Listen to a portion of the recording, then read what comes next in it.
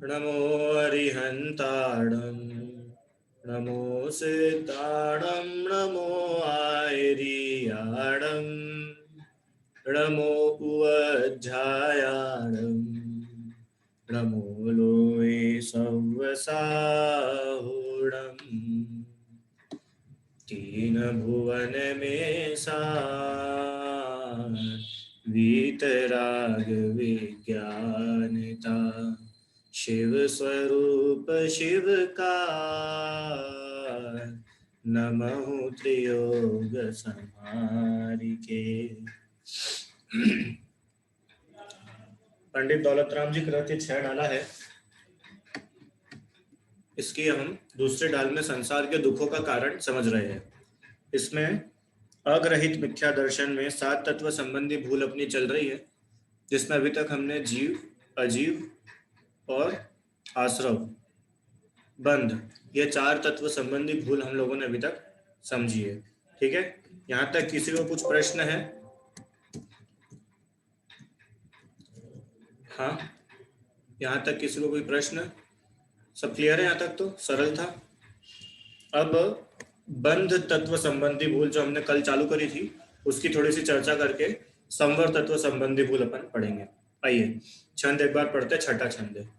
शुभ अशुभ बंध के फल मंझार, रति अरति करे निज पद विसार, आत्म हित हेतु विराग ज्ञान, ते लखे आपको कष्ट दान। शुभ माने अच्छे, अशुभ माने बुरे फल। अच्छे फल या बुरे फल, या फल मतलब पता है ना आपको, कर्मों का फल। नहीं तो मालूम पड़ा अच्छा फल तो आम, बुरा फल जो भी आपको लगता हो, वो वाला फल की बात नहीं है, फ्रूट की बात नहीं है। फल मतलब किसी भी चीज का रिजल्ट, जो हमने कर्म बांधे, कर्मों का जो हमको फल मिला।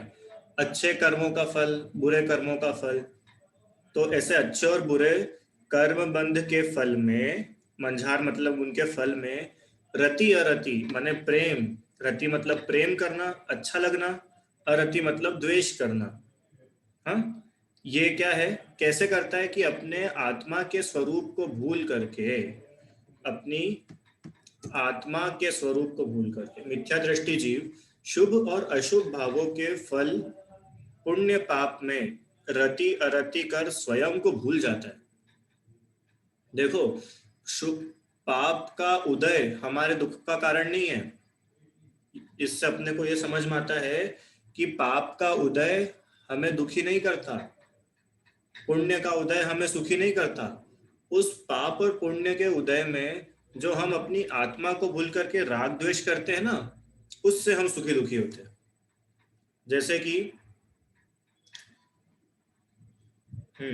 जैसे कि मान लो इस कमरे में 2 लोग बैठे हुए हैं, जैसे संस्कृत और संस्कृति दोनों साथ में बैठे हुए हैं, है ना। अब किसी पंखा चल रहा है, किसी को उस पंखे से ठंड लग रही है, किसी को उस पंखे से गर्मी लग रही है। तो बताओ, वो पंखा किसी को सुखी दुखी कर रहा है क्या? हम्म क्यों? पंखा अपने को सुखी दुखी करता है। पंखा 5 की स्पीड पे चलेगा तो हम सुखी, और 1 की स्पीड पे चलेगा तो दुखी। ऐसा पंखा करता है क्या? कि वो नहीं करता। उस वो तो जैसा है वैसा ही है, पर उसके चलने नहीं चलने में हम जो है राग द्वेष करते हैं और हम दुखी होते हैं। ठीक है, बहुत सारे उदाहरण है, आप सब समझ सकते हो, सरल भी है। हम जैसे मान लो मार्केट में शॉपिंग करने के लिए गए, ठीक है, और मार्केट में आप लोग शॉपिंग करने के लिए गए, तो 2 लोग साथ में शॉपिंग के लिए गए। अब किसी को वो शर्ट बहुत पसंद आ रहा है, किसी को वो शर्ट बहुत खराब लग रहा है। तो क्या वो शर्ट अच्छा या बुरा है क्या अपने आप में? वो शर्ट सुखी दुखी कर रहा है क्या? कि नहीं, उस शर्ट के अंदर जो राग और द्वेष है, वो सुख दुख का कारण बनते हैं। समझ में आया आपको? हम लोग सुखी दुखी क्यों होते हैं? राग द्वेष के कारण से। और राग से भी जो हम सुखी होते हैं, वो वास्तव में सच्चा सुख तो नहीं है, वो दुख ही है। तो शुभ और अशुभ भावों के फल में जो पुण्य पाप रति और अरति जीव करता है, माने राग और द्वेष जो जीव करता है, और क्यों करके क्या होता है कि ऐसा करके वो स्वयं को भूल जाता है। मतलब वो शर्ट अच्छी है कि बुरी है, उसमें राग द्वेष करके वो इतना मशगूल हो जाता है कि वो ये भूल जाता है कि मैं आत्मा हूं, और आत्मा को तो शर्ट की जरूरत ही नहीं है। समझ में आया? सूरज की गर्मी को देख करके यह जीव उससे द्वेष करता है और द्वेष करके दुखी हो जाता है, जबकि वो ये भूल जाता है कि मैं तो आत्मा हूं, आत्मा को तो सर्दी गर्मी लगती नहीं है। समझ में आया आप सबको? अपनी आत्मा का स्वरूप भूलेगा तो दुखी होगा, ये यहाँ पर उन्होंने बताया। फिर अगला क्या है? संवर तत्व। संवर तत्व ये समझ आया ना? अपने आत्म स्वरूप को भूल करके शुभ कर्मों में राग करना और अशुभ कर्मों के अशुभ फल में दुख द्वेष करना, इसका नाम क्या है? बंध तत्व संबंधी भूल। जैसे बीमार हो जाने पर हम द्वेष करते हैं, चोट लगने पर हम द्वेष करते हैं, गरीब होने पर हम द्वेष करते हैं, मौसम खराब होने पर, अच्छे परिवार वाले न मिलने पर हमें द्वेष होता है ना। तो ये द्वेष क्यों हो रहा है? हम अपनी आत्मा का स्वरूप भूले हुए हैं, इस कारण से दुखी है। और दूसरा कि भाई ये तुमको जो बीमारी हुई है, ये बीमारी किसी और के कारण से हुई है कि तुम्हारे कारण से हुई है? ये बताओ। अरे जो बुरे कर्मों का तुमको बुरा फल मिला है, ये तुम्हारी खुद की वजह से तुम्हें मिला है कि कोई दूसरा व्यक्ति आकर के तुमको फल देके गया? ये तो हमने ही पास्ट में कुछ पाप करे थे, हमारे पाप का फल ही तो हमको मिल रहा है। तो इसमें दुखी होने की क्या बात है? कोई दूसरे का तुमको मिलेगा तो दुखी होने की बात है? तो तुमने ही करा था, उसका फल मिला है। ठीक है? ऐसे ही अच्छे परिवार वाले मिल जाने में फिर राग करता है, खूब धनी धन संपत्ति हो जाएगी, सुंदर हो जाएगा, अच्छा खाना पीना मिलेगा, हाँ, लोग उसकी प्रशंसा बढ़ाई करेंगे, तो जीव क्या करता है? राग करता है। क्यों? अपने आत्मा का स्वरूप को भूल करके। ठीक है? तो इस प्रकार से ये बंध तत्व संबंधी भूल अपन ने पढ़ी। अब संवर तत्व संबंधी भूल। संवर क्या कहलाता है? संवर पता है ना, अपन ने पढ़ा है। बताओ कौन बोलेगा? संवर किसे कहते हैं? संवर किसे कहते हैं? किसी को नहीं मालूम? 1 2 3 4 5 बस? अरे ऐसा मत करो भैया, मैं इतनी बार पढ़ा चुका हूँ। 7 तत्व, 6 7 8। बाकी को नहीं आता किसी को भी संवर किसे कहते हैं? सुनाओ नवदाओ। कर्मों का आना रुकना से संवर कहते हैं। बढ़िया। कर्मों का आना रुक जाना, कि भैया अब और नए कर्म नहीं आएंगे। जैसे ये दरवाजा है, इस दरवाजे को हमने बंद कर दिया, तो क्या हुआ कि अब कोई नया व्यक्ति अंदर नहीं आएगा। इसका नाम है संवर, कर्मों का आना रुक जाना। ठीक है? तो ये अच्छी बात है कि बुरी बात है? जैसे आश्रव बंध अच्छे थे कि बुरे थे? बताइए सभी लोग, आश्रव और बंध हमारी आत्मा के लिए अच्छे हैं कि बुरे हैं? बोलो। बुरे हैं। और संवर हमारी आत्मा के लिए अच्छा है कि बुरा है? संवर तो हमारे लिए अच्छा है ना। अरे अब नए कर्म नहीं आएंगे, ये तो बहुत बढ़िया बात है। तब इसमें क्या भूल होती है कि संवर है तो अच्छा, संवर इस आत्मा के लिए बढ़िया चीज है, पर जीव उसको अच्छा मानता नहीं है, तो वो भूल हो जाती है, वो गलती हो जाती है। बुरी चीज को बुरा नहीं मानता, अच्छी चीज को अच्छा नहीं मानता। अब आश्रव और बंध जो थे वो दुखी करने वाले थे, तो भी जीव उनमें अपने आप को सुखी मानता है। अब ये संवर निर्जरा मोक्ष जीव को सुखी करने वाले हैं, तो जीव इनको दुखी करने वाला मानता है, और इसी भूल के कारण से संसार में भटकता है। अब संवर तत्व संबंधी भूल क्या है? कि आत्म हित हेतु विराग ज्ञान ते लखे आपको कष्ट दान। आत्म हित हेतु माने अपनी आत्मा के हित के कारण, हेतु मतलब कारण। जो वैराग्य और ज्ञान है, दो चीजें, वैराग्य और ज्ञान, माने आत्मा के हित के कारण वैराग्य और ज्ञान, ये क्या है? तो पहले ये समझना पड़ेगा कि वैराग्य और ज्ञान क्या होता है। किसी को पता है वैराग्य मतलब क्या होता है? किसी ने वैराग्य शब्द सुना है पहले? हाँ? अरे हम बोलते ना, इन्हें वैराग्य हो गया, भरत चक्रवर्ती को वैराग्य हो गया और उन्होंने मुनि दीक्षा ले ली। लक्ष्मण के मरण के बाद में रामचंद्र जी को वैराग्य हुआ, उन्होंने मुनि दीक्षा ले ली। ऐसा अपन लोग बहुत बार पढ़ के आ चुके हैं। इंद्रजीत और कुंभकर्ण को युद्ध के समय वैराग्य हुआ और वो चले गए, उन्हें बंदी बना लिया था उसके बाद में। ऐसे ही हनुमान को वैराग्य हुआ, हनुमान ने मुनि दीक्षा ले ली। ऐसे कितने सारे सैकड़ों उदाहरण आपको मिलेंगे कि शास्त्रों में लिखा है कि ये राजा को वैराग्य हुआ और वैराग्य होकर के ये मुनि बन गए।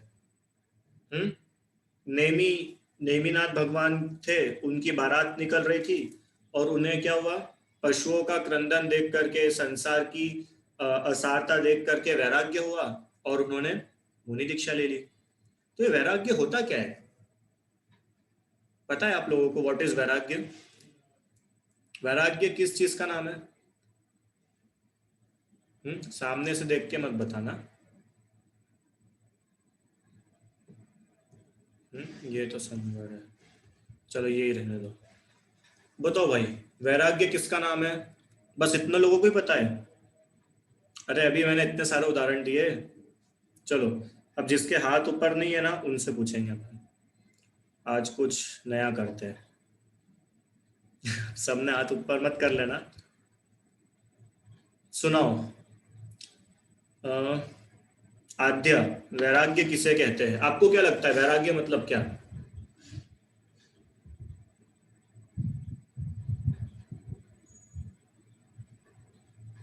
राग बीत गया है। हाँ बहुत बढ़िया। वैराग्य वो नाम से समझ में आता है कि भैया जिनका राग चला गया वो वैराग्य हुआ। बहुत बहुत अच्छे। और कोई? आपको वैराग्य सुनकर के क्या लगता है कि वैराग्य क्या होता होगा? अर्घ्य बोलो।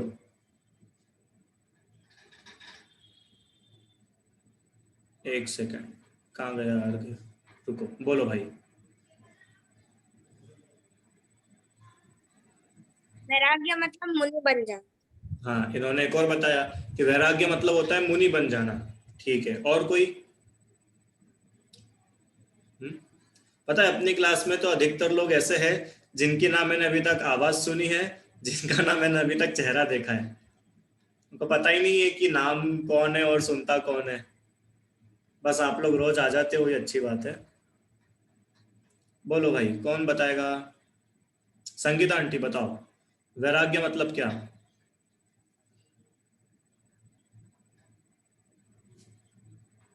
जिनका राग, मतलब यानी कि जिनका राग और ये देश और राग, राग देश मिट जाना, उसको ही वैराग्य बोलते हैं। ठीक है, इन्होंने कहा कि जिनका राग द्वेष मिट जाता है वो वैराग्य कहलाता है। और कोई? हाँ हर्षित। समस्त परिग्रहों का त्याग। ठीक है, इन्होंने एक और बताई बात कि समस्त परिग्रहों का त्याग है वो वैराग्य कहलाता है। और कोई? अपूर्व, वैराग्य किसे कहते हैं? संसारी भोगों से विरक्ति। अच्छा, ये तो लिखा हुआ था सामने। ठीक है, तो भी नहीं संसारी भोगों पता। से विरक्ति का नाम वैराग्य, ये तो डेफिनेशन हो गई। अब वैराग्य से क्या समझते हो ध्रुव? वैराग्य मतलब क्या? अभी हम लोगों ने इतने सारे उदाहरण देखे ना। सर वैराग्य मतलब सर जैसे सब चीजें छोड़ देना, मतलब सर अंतरात्मा। हाँ अच्छा बताया, सब चीजें छोड़ देना, इसका नाम वैराग्य है। बहुत अच्छे। और आराध्या बोलो। वैराग्य मतलब जैसे हमें लगता है कि मेरा ये है तो फिर हमें नहीं लगता, हम उससे विरक्त हो जाते हैं, भले ही वो बीमार हो। ठीक है, आपकी आवाज कट रही है बाकी, पर मुझे इतना समझ में आया कि आपने ऐसा बोला कि विरक्ति हो जाती है ना? चलो विशुद्धि, बस अपन दो और पूछेंगे। बोलिए विशुद्धि, वैराग्य किसे कहते हैं? कहाँ है विशुद्धि? अरम तुम बताओ। भैया वैराग्य मतलब कि अपने शरीर से भी अपना राग हटा देना।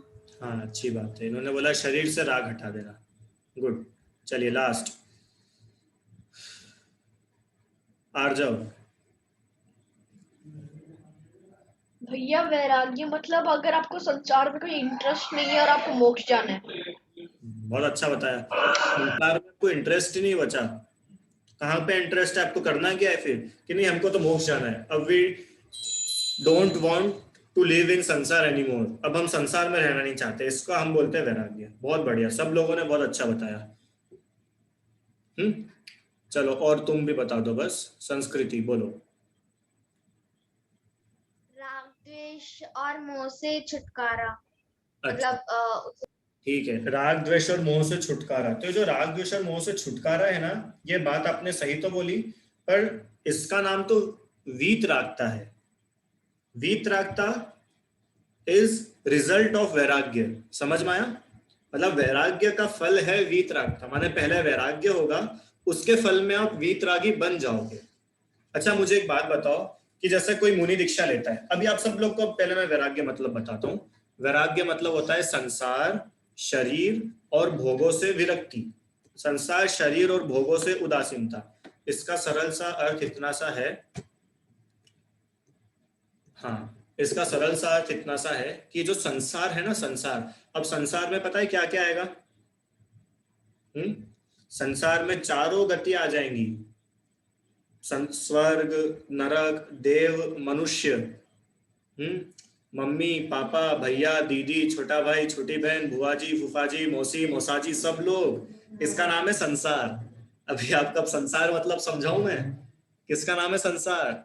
जो कुछ भी आपको दिख रहा है सब संसार। तो इस संसार से उदासीनता, माने अब ये संसार हमको अच्छा नहीं लगता। अच्छा नहीं लगता मतलब आपको द्वेष हो गया है क्या? कि नहीं, हमको द्वेष नहीं है पर हमको राग भी नहीं है। दो चीजें होती है ना, जैसे कि देखो द्वेष में और वैराग्य में अंतर समझना। वैराग्य अलग है, द्वेष अलग है।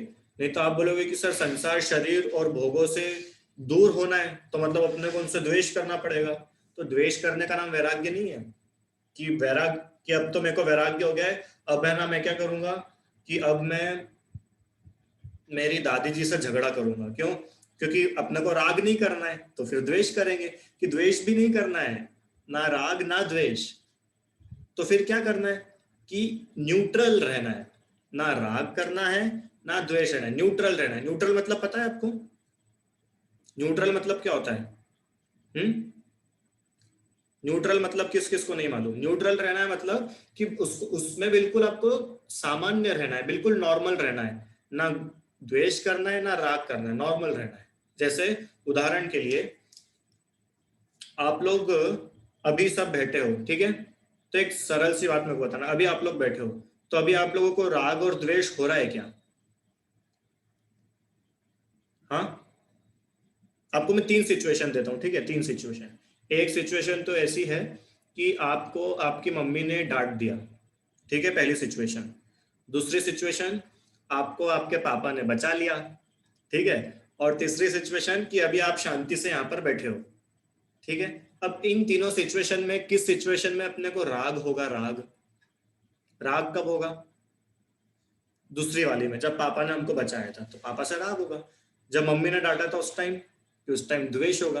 और अभी आप लोग बैठे हो तो अभी क्या बोल सकते हो हम कि ना हमको बहुत ज्यादा राग हो रहा है ना बहुत ज्यादा द्वेष हो रहा है।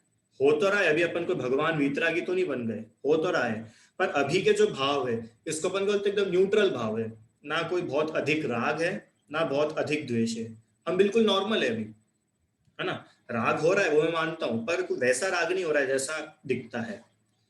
तो वैराग्य मतलब कि ये जो संसार है ना, चारों गतियां, मतलब ना नरक बुरा लगना ना स्वर्ग अच्छा लगना, इसका नाम है वैराग्य। क्यों मुनि क्यों बनना है? कि हम तपस्या करेंगे तो तपस्या करके स्वर्ग में देव बन जाएंगे। इसका मतलब तुमको स्वर्ग अच्छा लग रहा है ना, तो तुमको वैराग्य नहीं हुआ है। क्यों? क्योंकि जो वैरागी होता है उसको तो ना स्वर्ग अच्छा लगता है, उसको ना नरक अच्छा लगता है, उसको ना नरक बुरा लगता है, उसको ना स्वर्ग बुरा लगता है, उसको तो अपनी आत्मा ही अच्छी लगती है। जब ही तो जो वैरागी होता है वो संसार के पार होता है। जैसे संसार से वैराग्य होना, संसार से विरक्ति, संसार से उदास हो जाना, ठीक है। शरीर से उदास हो जाना, शरीर मतलब कि अब इस शरीर में ज्यादा मोह राग द्वेष नहीं करना। समझ में आया? शरीर से अपनापन छोड़ देना, इसका नाम है वैराग्य। और भोग मतलब पंचेंद्रिय के विषय, जैसे अच्छा अच्छा खाने को मिलेगा। क्यों मुनिराज क्यों बनना है? कि सर हमने देखा है जब भी महाराज जी का चौका लगता है ना, बहुत बढ़िया बढ़िया डिश बनती है, मजा आ जाता है, तो हम तो क्या है मुनि बन जाएंगे, रोज पकवान खाएंगे, कभी रबड़ी, कभी दूध, कभी मिठाई, कभी हलवा, कभी पूड़ी, आम का रस तो रोज ही मिल जाता है, तो हम तो इसलिए महाराज जी बनेंगे।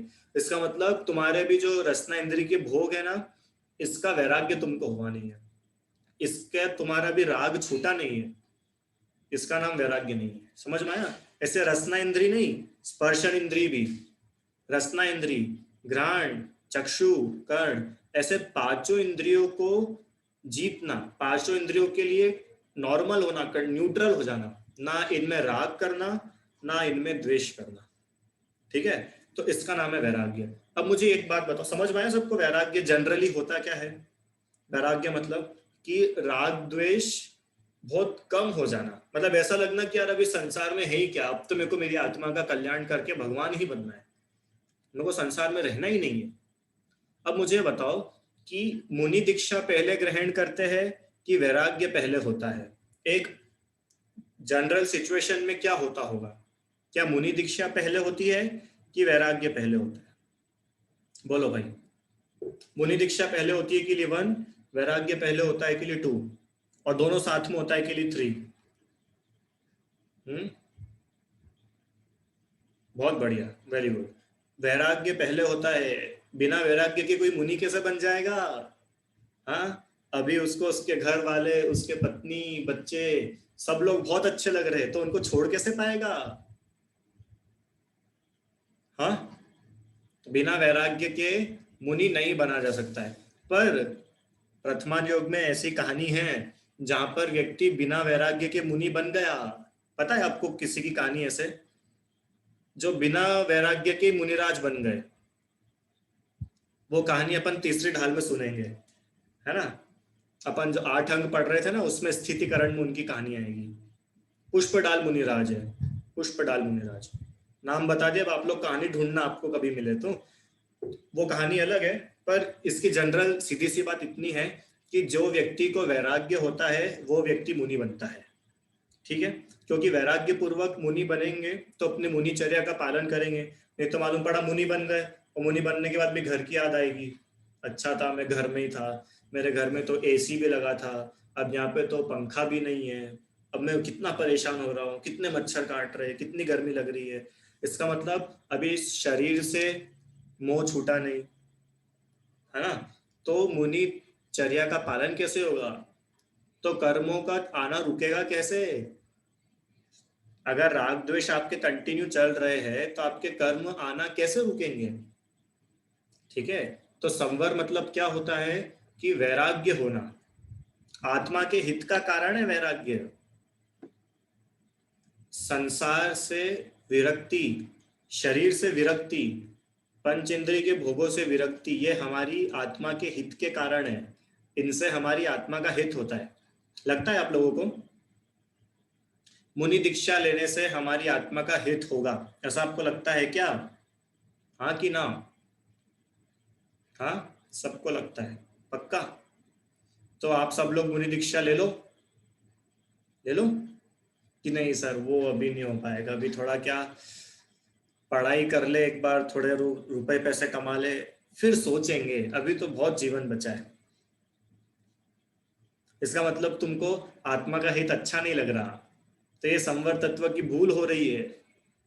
अपने को ऐसा लगता है ना, बाप रे बेचारे महाराज जी। आप लोगों को अभी महाराज जी बेचारे लगे कि नहीं लगे? महाराज जी कभी बेचारे लगे आप लोगों को? नहीं लगे? झूठ मत बोलो। बेचारे महाराज जी 7 दिन से अंतराय आ रहा है उनको, ओहो इतनी गर्मी में विहार चल रहा है। हाँ, बेचारे महाराज जी को केशलोच करना पड़ते हैं, इतनी ठंड में कोई कपड़ा नहीं शरीर पे, पैदल चलना पड़ता है, नंगे पैर चलना लगता है। भैया अपने से तो होगा ही नहीं, ये आगे निर्जरा में आएगी ये बात। मतलब जो आत्मा के हित के कारण है ना, ते लखे आपको कष्ट दान, वो अपने को कष्ट देने वाले लग रहे हैं। मतलब जो बातें हमारी आत्मा के भले की है वो बातें हमको कष्ट देने वाली लग रही है। तो मतलब ये संवर तत्व संबंधी भूल चल रही है। ये हमारे कर्म आना रुक नहीं पाएंगे। लिखा है ना, सम्यक ज्ञान जो है, सम्यक ज्ञान मतलब समीचीन ज्ञान, सच्चा ज्ञान कि मैं वास्तव में आत्मा ही हूँ। अरे आजकल कोई आत्मा सुनना पसंद नहीं करता है। आप लोग तो बहुत भले हो जो मैं आत्मा आत्मा सुनाता हूँ और आप आत्मा आत्मा सुनते जाते हो। जगत में बहुत जीव ऐसे हैं जिनको आत्मा सुनना पसंद नहीं है। इतनी बड़ी बात है, बताओ कि अपने को अपने बारे में सुनना पसंद नहीं है कि क्या सर दिन भर आत्मा आत्मा सुनाते रहते हो। अब तो पता है ऐसी क्लास लिया करो कि सुंदर कैसे बने, 1 महीने के अंदर गोरा कैसे हो। आप तो ये क्लास लो सर। अभी बताइए 30 से अपनी स्ट्रेंथ 300 हो जाएगी ऐसे में। हाँ, अच्छा बोलना कैसे सीखे, अच्छी राइटिंग कैसे करे। अब तो इसकी क्लास लेना सर अभी गर्मियों में। हम भी आएंगे, हमारे दोस्त भी आएंगे। पर ये आप आत्मा आत्मा की बात करोगे ना तो हम नहीं आएंगे। मतलब आत्मा की बात माने स्वयं की बात, खुद की बात जीव कुछ सुनना पसंद नहीं है। बताओ अपने को अपनी ही बात सुनने में मजा नहीं आ रहा। अभी जैसे मान लो अपन ये लॉकडाउन वगैरह कभी खत्म हो और कभी अपन सबको मौका मिले कि आप सब लोग इंदौर आओ और यहाँ पे एक बहुत बड़ा प्रोग्राम हो, ठीक है, पूरे इंदौर की जनता आपके सामने हो और फिर आपको स्टेज पे बुलाया जाए और आपका सम्मान किया जाए कि देखिए ये है अरहम जैन, ये ग्वालियर से है, ये पिछले 2 साल से क्लास सुन रहे हैं। हाँ, इतने बिजी रहने के बाद भी ये रोज क्लास सुनते हैं, कितने बढ़िया है, कितने अच्छे है, बहुत अच्छे है, बहुत अच्छे। ऐसी इनकी तारीफ हो अरहम की तो अरहम को कितना अच्छा लगे कि हाँ सर बस आप ये प्रोग्राम खत्म ही मत करो, चलने दो प्रोग्राम। होता है कि नहीं ऐसा, अपनी तारीफ हो तो। और ऐसे ही किसी दूसरे की तारीफ होने लगती है तो अपन बोर होने लग जाते हैं, है ना। स्कूल में होता है ना ऐसा, स्कूल में कोई भाषण देना आ जाता है तो अपन लोग बोर हो जाते हैं। और वही भाषण के बीच में कोई अपनी तारीफ करने लग जाए तो हमको अच्छा लगने लग जाता है। तो वो बोल रहे हैं कि भाई ये तुम्हारी आत्मा की तो बात चल रही है और तुमको अपनी बात सुनने में मजा नहीं आ रहा है। इससे बड़ी अज्ञानता क्या होगी। ये संवर तत्व संबंधी भूल है कि तुमको आत्मा के कल्याण करने वाली बातें पसंद नहीं आ रही है। जिस ज्ञान से तुम्हारी आत्मा का कल्याण होगा ऐसा सम्यक ज्ञान तुमको पसंद नहीं आ रहा, तुमको कष्ट देने वाला लग रहा है, उल्टा कष्ट देने वाला। हाँ, बहुत लोग होते हैं। सभी में एक मेरे परिचित है, तो वो उनके बेटे को मंगलायतन में एडमिशन के लिए ले जा रहे थे। तो बेटा छोटा है, भी 8th क्लास में, तो मंगलायतन में एडमिशन के लिए ले जा रहे थे। तो उनके पास किसी और का फोन आया, क्या तुम क्यों अपने बेटे को मंगलायतन में डाल रही हो, अभी से वो ये कोई उम्र है क्या बच्चों को बाहर भेजने की, वो तो सिर्फ धर्म धर्म ही करेगा, फिर कुछ बचेगा ही नहीं, ऐसा नहीं होगा वैसा नहीं होगा। हाँ, मतलब कि उसके आत्म हित की बात थी, उसके आत्म कल्याण की बात थी। अरे परेशान हो जाएगा, इतना छोटा बच्चा कैसे रहेगा। तो वो अपने आप को बुरी लगने लग गई। इसका मतलब कि उसके पास में संवर के चांसेस थे और कर्मों को रोकने के चांसेस थे। कर्मों को रोकने के चांसेस होने के बाद भी उसको वो चीजें दुख देने वाली लग रही है, कष्ट देने वाली लग रही है। ये कोई उम्र है क्या अभी से ही तुमने बच्चे को रात्रि भोजन छुटा दिया, ये कोई उम्र है क्या तुमने बच्चे को अभी से आलू प्याज छुड़ा दिया, तुम तो खिलाओ। तो इसका मतलब कि उसके तो कर्म बंध से वो बच रहा था, और वो जो कर्म बंध से बच रहा है ना, तुमको वो अच्छा नहीं लग रहा है, तुमको वो कष्ट देने वाला लग रहा है। ये मिथ्या दृष्टि की पहचान बता रहे हैं यहाँ पे कि जो मिथ्या दृष्टि जीव है उसको अपने ही कल्याण की बातें बुरी लगती है। समझ में आया। अच्छा, मैंने जैसे मान लो हर्षित को बोला कि हर्षित तुम इस रास्ते से मत जाना, इस रास्ते में है ना बहुत सारे गड्ढे हैं और तुम उस रास्ते में गिर सकते हो, ठीक है। तो भी हर्षित जानबूझ करके उस रास्ते पे जाए और गिर जाए, तो बताओ अपन हर्षित को समझदार बोलेंगे क्या। क्यों हर्षित, तुम ही बताओ, तुम अपने आप को समझदार बोलोगे क्या कि तुमको पहले से मालूम था कि वहां पे गड्ढे में मैं गिर जाऊंगा और तुम जानबूझ करके गड्ढे में जा रहे हो। तो अपन क्या बोलेंगे, तो बुद्धू है, अपन बोलने के बाद भी नहीं समझता है। तो ऐसे ही तुमको अपनी आत्मा के हित की बातें बताई जा रही है और खुद के कल्याण की बात हमको अगर अच्छी नहीं लग रही है, इसका मतलब आपको बताऊं, एक और कठोर शब्द बोल दूं, इसका मतलब तुम अभव्य हो। ओहो, तुम भव्य नहीं हो। आपको पहचान करनी है ना कि आप कभी भगवान बन सकते हो कि नहीं। आप लोग को पता है आप लोग भगवान बन सकते हो कि नहीं? आराध्या, भगवान बन सकते हो? हम सब भव्य है। ताही सुनो भवि मन थिर आन, जो चाहो अपनो कल्याण। शुरू में तो बोल के आया दौलत राम जी ना, जिसको अपनी आत्मा के हित की बातें अच्छी लगती है ना, वही जीव मोक्ष जाता है, क्योंकि अपनी आत्मा को भूल करके संसार भटकता है। भूल कर अपना घर, जाने कितनों के घर, तुझको जाना पड़ा। भूल कर अपना घर मतलब अपनी आत्मा को भूल करके जाने कितनों के घर इस जीव को जाना पड़ा। कभी नरक, कभी तिर्यंच, कभी देव, कभी मनुष्य, कभी निगोद, कभी पेड़, कभी मच्छर, कभी मकड़ी, कभी उल्लू, कभी गधा, कभी तोता, कभी मैना। क्या क्या नहीं बने अपन। एक एक वजह थी, सिर्फ एक वजह, क्या? अपनी आत्मा को नहीं पहचाना। और उसी आत्मा की बात अगर तुमको कष्ट देने वाली लग रही है, इसका मतलब संवर तत्व संबंधी भूल है। समझ में आया आपको संवर तत्व संबंधी भूल क्या होती है?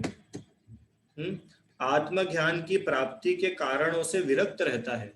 जिस कारण से मुझे अपनी आत्मा का ज्ञान होगा, मेरे को ये सच्ची बात समझ में आएगी कि नहीं, सच्ची बात तो यही है कि मैं शरीर भी नहीं, मैं तो आत्मा हूँ। जो ऐसा समझता है वही भगवान बन पाता है। भले वो आदिनाथ भगवान हो, भले महावीर भगवान हो, भले सिमंदर भगवान हो, शांतिनाथ, कुंतुनाथ, तरनाथ, बाहुबली, भरत, जो भी भगवान हो, यही समझ करके भगवान बनते हैं। और ऐसे ही समझ के तुम भी भगवान बन सकते हो। पर अपने आत्मा की ज्ञान जीव करे नहीं तो दुखी होता रहता है। इस कारण से ये संवर तत्व संबंधी भूल यहाँ पे है। ठीक है, तो ये प्रकार से हमने आज बंध तत्व और संवर तत्व संबंधी भूल पढ़ी है। किसी को कुछ प्रश्न हो तो अब आप पूछ सकते हो। ठीक है, समझ में आया आप लोगों को आज की बात अपन ने क्या करी है ना? ये सब चीजों में लगा लेना, अभी अपन आगे और पढ़ेंगे। निर्जरा तत्व में तो और गजब की बात आएगी, पता है? देखो निर्जरा तत्व में क्या आएगा। रोके ना। अच्छा देखो, आपको एक और चीज बताता हूँ संवर तत्व में। प्रवचन सुनना ना, अभिषेक करना, कल अपनी बात चल रही थी ना, अभिषेक करना, प्रवचन सुनना, मुनिराज को आहार दान देना, स्वाध्याय करना, अभिषेक, पूजा करना, ये सब संवर के कारण है। आप बोलोगे कि कैसे संवर के कारण है सर? इनसे तो उल्टा कर्म बंद होता है, पुण्य का बंद होता है ना भगवान की अभिषेक पूजा करने से। कि भले ही पुण्य का बंद होता है, पर वो पुण्य ऐसा है कि जो तुमको कर्मों से छुड़ा देगा। अभी बताओ, अपन लोग अगर स्वाध्याय ना करते तो अपने को समझ भी आता कि हम आत्मा हैं, हम जीव हैं। पर ये स्वाध्याय, ये पाठशाला, ये क्लासेस, भगवान की पूजा, अभिषेक लोगों को कष्ट देने वाला लगता है। सुबह सुबह 6 बजे उठना कष्टदायक लगता है अभिषेक करने जाने के लिए, पर सुबह सुबह 5 बजे उठना क्रिकेट खेलने जाने के लिए, क्यों भाई कहाँ गया श्रेष्ठ, वो बहुत बढ़िया लगता है सर। ध्रुव, 5 क्या, आप तो 4 बजे उठा दो, हम तो क्रिकेट खेलने के लिए हमेशा तैयार है। हाँ, दिन में 12-1 बजे धूप में भी हम खेलने के लिए तैयार है। वो कष्टदायक नहीं लगता है? और जरा सा उसको, अभी ये क्लास तो अपनी अच्छा है 40 मिनट में अपना आप बंद हो जाती है। कभी मान लो 40 मिनट में अपना आप बंद ना हो और एक दिन मेरी बहुत अच्छी इच्छा हो जाए कि आज तो मैं खूब पढ़ाऊं, हाँ, तो आप लोग कितनी देर बैठोगे? कि 1 घंटा बैठ जाएंगे बहुत करके, कि नहीं मैं तो ना एक दिन 4 घंटे पढ़ाऊंगा आपको 7 बजे से 11 बजे तक। कितने लोग बैठेंगे कि मैं अकेला ही बैठूंगा, आप तो लीव करके चले जाओगे। पर 4 घंटे की मूवी कोई अपने को दिखा दे तो वो अपन देखने को तैयार रहते हैं। इसका मतलब आत्मज्ञान, वैराग्य, आत्महित हमको कष्टदायक लग रहा है। अब समझ में आया कष्टदायक लगना मतलब क्या? क्योंकि हमें अभी एक्चुअली पता ही नहीं है कि हमारा हित है किसमें। हम दूसरी, अपने को ये नहीं मालूम है ना कि हम कौन है। जब अपने को ये पता चलेगा कि हम कौन है तो अपने को अपना हित किस में है वो पता चलेगा। ठीक है, तो इस प्रकार से संवर तत्व संबंधी भूल समझना। बोलिए दिव्यांश। सर जैसा आपकी आवाज चली गई, आवाज नहीं आ रही आपकी।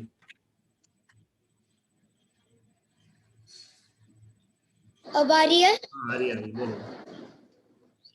हाँ सर, जैसा आपने कहा था कि पढ़ने के टाइम पे राग और द्वेष होता है, पर सर द्वेष तब भी हो सकता है कि हम भूल गए और हमारी मम्मी ने डांट के बोला कि तुमने क्लास नहीं पढ़ा, तो हमारा पूरा पढ़ने के टाइम मतलब ध्यान ही नहीं होगा, तो इसमें भी द्वेष ही होगा ना? नहीं देखो, द्वेष मतलब ध्यान होना नहीं होना, द्वेष मतलब हमको अंदर से बुरा लगना, ठीक है। हमें वो जो भी चीज अपने साथ हुई है या जिस भी व्यक्ति ने हमारे साथ वो चीज करी है, हमें वो व्यक्ति अच्छा नहीं लगना, हमें उस व्यक्ति के प्रति अच्छे भाव न होना, उसका नाम है द्वेष, ठीक है। बोलो आराध्य। मुझे ये पूछना था कि संगत अगर कोई भी कर सकता है, तो फिर जब हम शरीर है ही नहीं तो शरीर से भेद क्यों होता है? मतलब जैसे स्त्री भगवान नहीं बन सकती, तो वो तो शरीर है। कौन भगवान नहीं बन सकती? क्यों होता है कि भगवान के, तो वो तो स्त्री का शरीर है, स्त्री की आत्मा और पुरुष की आत्मा तो एक ही होती है ना? ठीक है, अच्छा प्रश्न है इनका, ये अपन कल करेंगे ना, इसको थोड़ा अच्छे से समझाऊंगा। इनका प्रश्न मैं वापस बोल देता हूँ कि पहली बात तो जब हम शरीर है ही नहीं, तो हमको शरीर से भेद करने की जरूरत क्या है? कि जब भी तो भेद करना है कि तुम शरीर नहीं हो, फिर भी तुम अपने आप को शरीर मान के बैठे हो, इसलिए तो अपने को भेद करने की जरूरत है। समझ में आया? अरे कपड़ा रहता है ना, कपड़े को हम धोते हैं, तो कपड़े में से हम कपड़ा ही फाड़ देते हैं कि उसका मैल निकालते हैं? क्या करते हो आप लोग? कपड़ा जब हम धोते हैं, मैल निकालते हैं कि उसके धागे ही निकाल देते पूरे? कि नहीं, कपड़े में जो ऊपर से चढ़ी है गंदगी, वो गंदगी निकाली जाती है।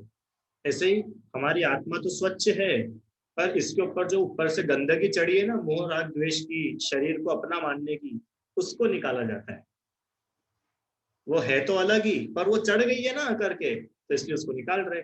और एक और बात उन्होंने बोली कि आत्माएं तो सब एक ही होती है, भले स्त्री की हो, पुरुष की हो, नपुंसक की हो, पेड़ की हो, चींटी की हो, हाथी की हो, मनुष्य की हो, राजा की हो, गरीब की हो। तो फिर मोक्ष सिर्फ मनुष्य और पुरुष और मुनिराज ही क्यों जा सकते हैं? तो इसकी चर्चा अपन कल करेंगे, ठीक है। सबको समझ में आया ना? बढ़िया। जिनवाणी स्तुति। अच्छा, कल क्लास नहीं रहेगी, कल छुट्टी है, परसों